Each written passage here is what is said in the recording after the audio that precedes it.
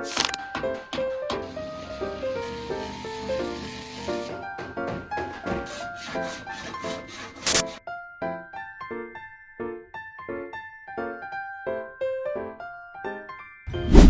xin mày lê lại nó học sơ lỡ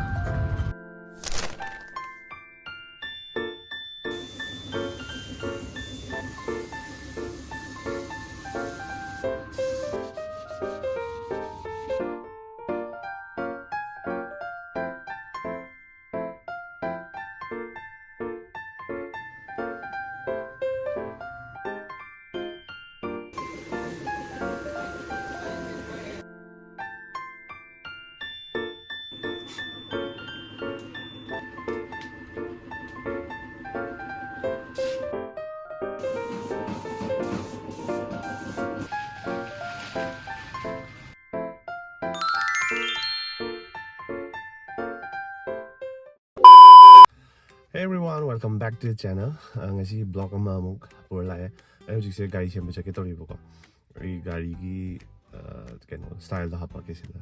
Ada ai just mind toroga keno get thau dok da khotatle ne thom tatle ne do denting ke ka ta ko da boko. Aduga bumper ji jo aham bai gari to ne am phajana sina magi loina mak tatle me ko adu ki bumper ju lei duga. Adu ai chat to je keno da ne boko.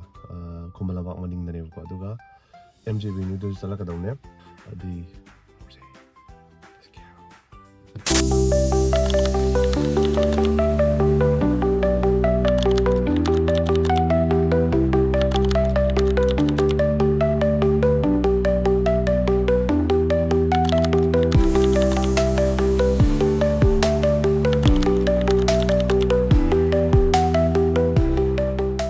Ayok siya leko. Ano yung kasi? Ayok lagi.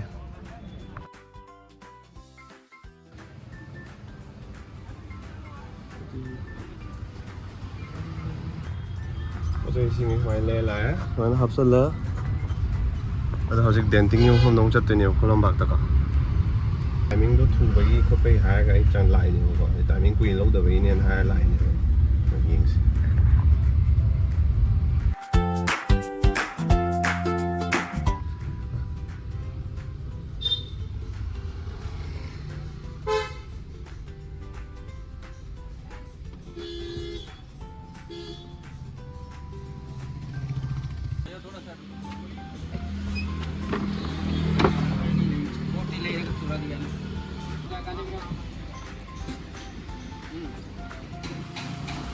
Kay maming di kay hai kasi po. New naaj automobile.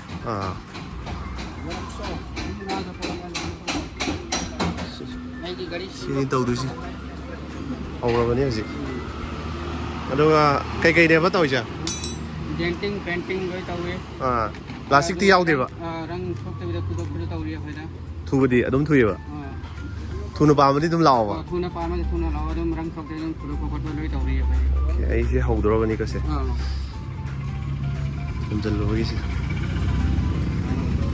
Ada mafam sina Dingku Road lomdagi lae somde la su yare aduga somna stadium changi bagi side oidone bako aduga sigi ragai rongi sigi hek machin sida changbam gi machin sida leire bako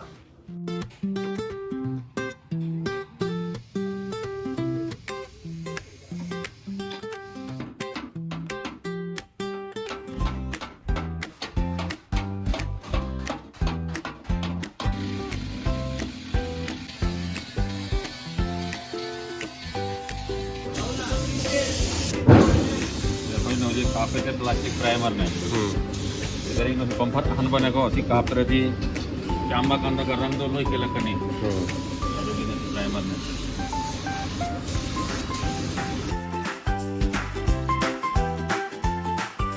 primer ने PS की रहने से primer yung kapsan ko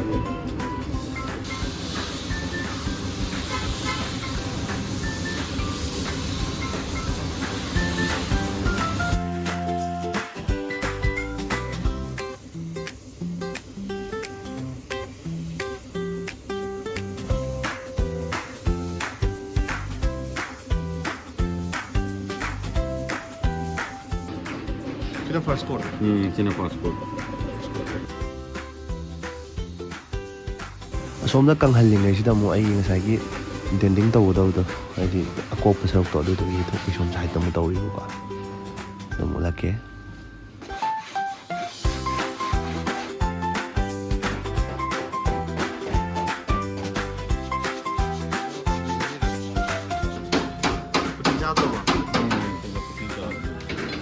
ꯀꯩ ꯀꯧꯒꯦ ꯄꯨꯇꯤ direct ꯄꯨꯇꯤ ꯁꯤꯗ code ꯂꯩꯕ ꯁꯤꯗ code ꯂꯩꯌꯦ ꯁꯤꯅ ꯕꯣꯗꯤꯒꯤ ꯄꯨꯇꯤ ꯂꯩꯌꯦꯀꯣ ꯑꯃꯨꯛ ꯐꯤꯅꯤꯁꯤꯡꯒꯤꯗꯣ ꯇꯣꯉꯥꯟꯅ ꯂꯥꯛꯀꯅꯤ ꯕꯣꯗꯤ ꯐꯤꯂꯔ ꯀꯧꯋꯦꯕ ꯃꯥꯒꯤ ꯍꯤꯗꯥꯛ ꯀꯪꯕꯒꯤ ꯃꯤꯅꯤ ꯀꯌꯥꯃꯨꯛ ꯆꯪꯉꯦ ꯀꯪꯕꯗ ꯑꯗꯨꯝ ꯀꯨꯏꯅ ꯆꯪꯉꯔꯣꯏ ꯁꯤ ꯅꯨꯡꯁꯥꯗ ꯐꯧꯗꯣꯛꯄꯩ ꯃꯊꯧ ꯇꯥꯗꯦ ꯗꯔꯀꯥꯔ ꯂꯩꯇ꯭ꯔꯦ ꯑꯗꯨꯝ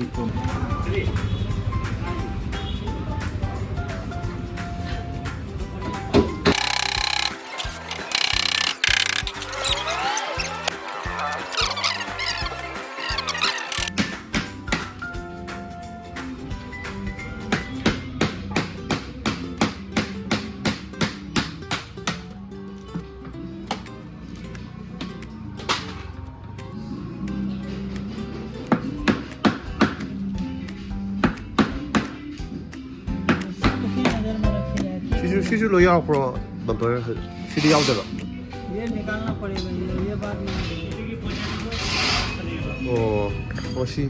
ओ सिदी सिगी कइनो ग्रे मचू सिदी लौथोक अदि असि बिदि सिदै दम हाप्तोने बा ꯁꯤ ꯍꯥꯞꯀꯅꯤ ꯕ꯭ꯂꯦꯛ ꯗꯣ ओ सि ब्लैक सिदे नया आया सिदे अनोबो ने बसे से अनोबो ब्लैक केने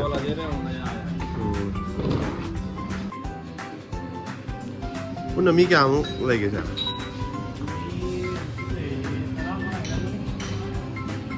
थबकि लोइ चिल्लिने बा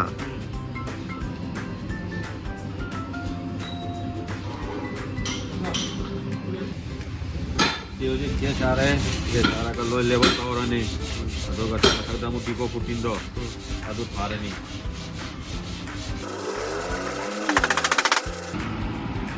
तौरिङै सिदा फौदोइ जोरा कंहदि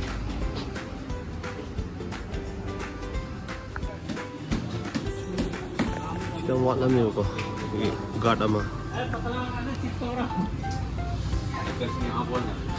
सिगुम्बा लौबा ngài lấy bằng dòng ra từ rồi sắp hỏi không ai trong lại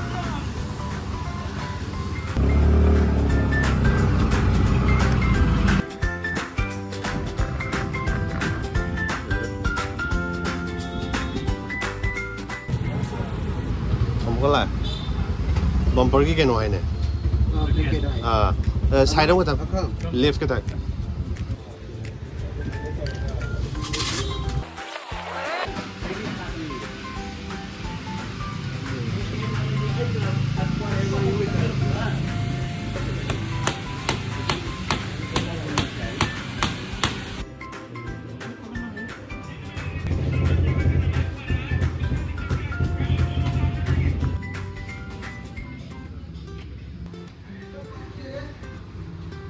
वारे ngài timing से है मफम असोम लोई सल्लुरगा कनो तो रंग कामो पुथोइङो चाकती चाजरी ओइसला पुगिदबा यादब दुने केमा खाइने से से कोट लोर बसिना अमागा तौगिदबा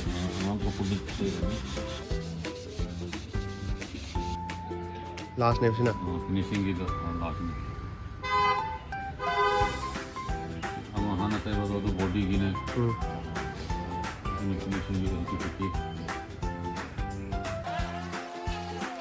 इबाई जब चाक थिला में आएगी सरो चावल संपो है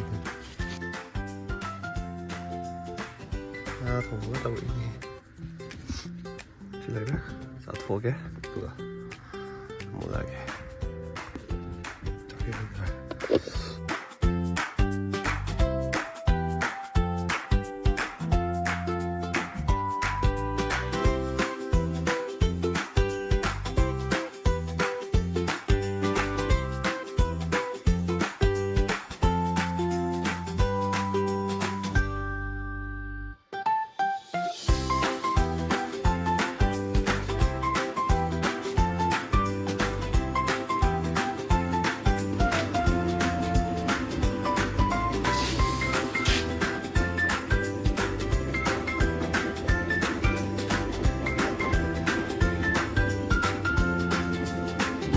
Bener. Oh, si kafe sih si primer nih.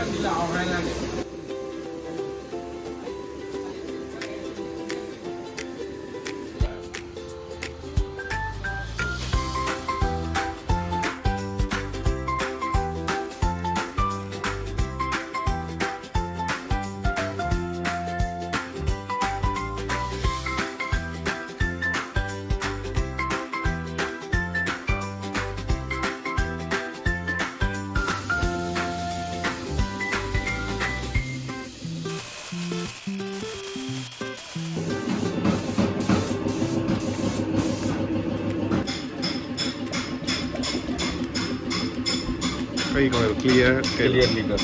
clear liquor.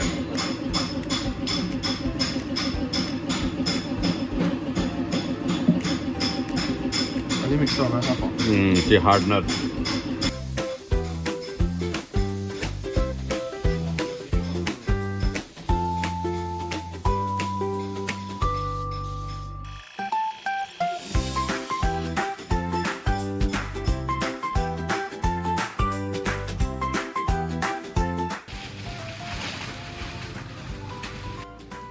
Wrapping on top of waste.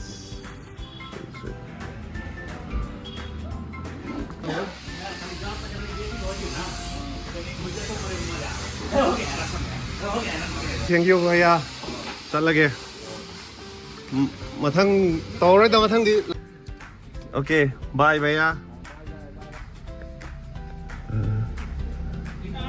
ताता चल लगे मथंग अमुक थेंगे जी ओके ओके हजिक लोशनले अदुगा ले कनो दो ai sem लोशनले बको अदुगा थकले ai गाड़ी जे अहानबा थोदोकदने बको अहानबदि नते नो मिफे आमनि लेगान थोदोकदने खितपा देगा मोय हानि तौरबदु बम्पर से फिवर हम चारामद्रे बको अदुदुगी ai सेम लाखने नुमित चुप्पम जंगे गसि अदो यंगसे ai मेमोरी वे होनबने नमजलाखने अदो मयाम सु मेनो तौदबा यागदि एदि थुना सुमाइन तौरगा ऑफर गुम्बा खाजु लैने दे हारकने बको ai खंग्रे अदो तौरगदि आदि अदुगुम्बा लैरगदि दम चलो सेमफमसिदा अदुगा दम कनो तौबि अदो ngasi video jing tang jelo sanjage mathang ki blog ta mu haidi video madang theng se ngasi ki bye bye